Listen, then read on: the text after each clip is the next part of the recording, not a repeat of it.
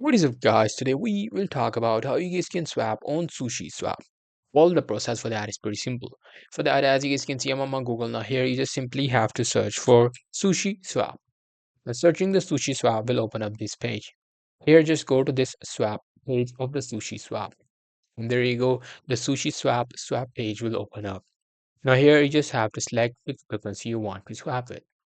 Now, after selecting the cryptocurrency, after deciding the whole things, make sure to connect your wallet in which you have the cryptocurrency. So for that, click on this connect wallet and it will tell you what type of wallets you can connect. Suppose you want to connect your MetaMask and all the things. If you have any of the like installed wallet, it will show right here. And you will be able to select any of these. It will pop up the wallet. You just have to confirm the connection, enter the password.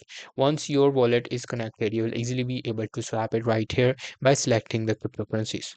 That's pretty much it. That's how I'll be able to swap on SushiSwap. Hope you guys find this very helpful.